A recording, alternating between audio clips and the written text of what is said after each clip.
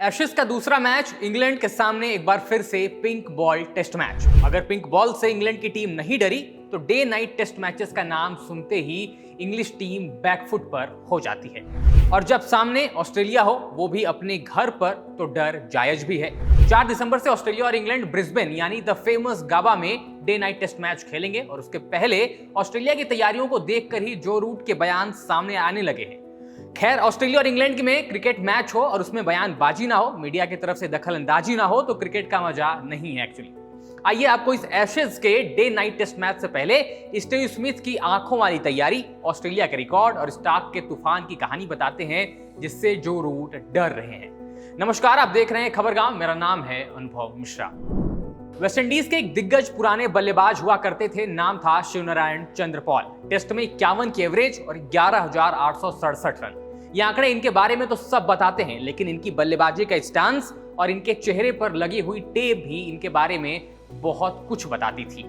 एक ऐसा बल्लेबाज जो बैटिंग करते हुए टेढ़े खड़े होता था और इस स्टाइल को बोलते हैं क्रैब लाइक स्टांस, और आंखों के नीचे लगा होता था ब्लैक टेप। और अब डे नाइट टेस्ट मैच से पहले स्टीव स्मिथ ने ऑस्ट्रेलिया के प्रैक्टिस सेशन में कुछ ऐसे ही टेप का इस्तेमाल किया है।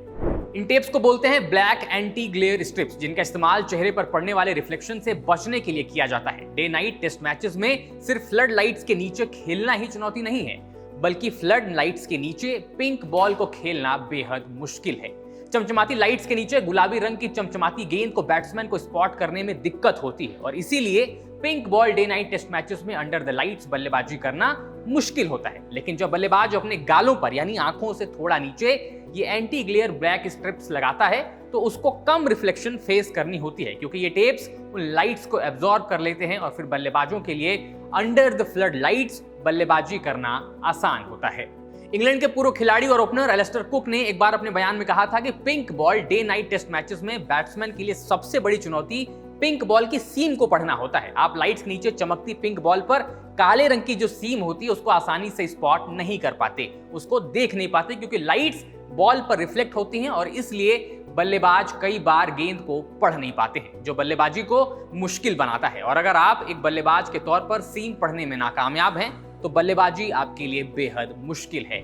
और अब स्टीव स्मिथ ने इसी चीज को टैकल करने के लिए प्रैक्टिस सेशन में इन टेप्स का इस्तेमाल किया, क्योंकि स्मिथ के आंकड़े पिंक बॉल टेस्ट में अच्छे नहीं हैं। स्मिथ ने अभी तक ऑस्ट्रेलिया के लिए 13 day night pink ball test matches खेले हैं, जिसमें उनकी औसत 24 पारियों में मात्र 37.4 की है, जो स्मिथ के टेस्ट क्रिकेट के आंकड़ों के साथ जस्टिस नहीं करते। लेकिन इस बार जब कप्तानी की जिम्मेवारी स्मिथ के ऊपर है तो उन्होंने अपनी परफॉर्मेंस को भी ऊपर करने की ठान ली है पिंक बॉल टेस्ट मैचेस में। और जब स्मिथ की तैयारियों की तस्वीरें बाहर आईं, उसी दिन जो रूट ने एक बयान दिया और सवाल उठाए। उन्होंने कहा एशेज जैसी टेस्ट सीरीज में पिंक बॉल टेस्ट का होना जरूरी नहीं है। आगे उन्होंने कहा मुझे ऐसा नहीं लगता, इससे चीजों में थोड़ा इजाफा जरूर होता है। उन्होंने मार्केटिंग और फैंस एंगेजमेंट की बात की, ये काफी सफल और लोकप्रिय है और ऑस्ट्रेलिया का भी यहाँ अच्छा रिकॉर्ड रहा है, इसलिए समझ आता है कि हम ऐसे मैचेस क्यों खेल रहे हैं। जहां तक इस सीरीज की बात है, क्या इसकी जरूरत है? मुझे नहीं लगता, लेकिन इसका मतलब ये भी नहीं कि ये नहीं होनी चाहिए।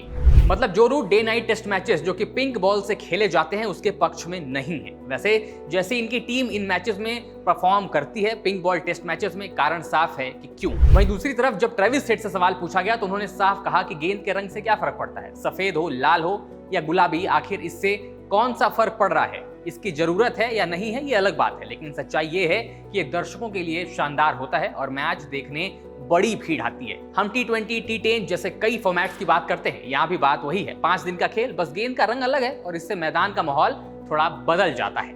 आगे हेड ने कहा अगर आप जीतते हैं तो सब अच्छा लगता है और अगर आप हारते हैं तो शायद उतना अच्छा ना लगे। मैच खत्म होने तक दोनों टीमों की राय भी अलग हो सकती है। मुझे लगता है कि ये खेल के लिए अच्छा है। हेड का इशारा साफ था कि इंग्लैंड इन मैचेस में अच्छा परफॉर्म नहीं करती, तो उनका नजरिया काफी अलग है।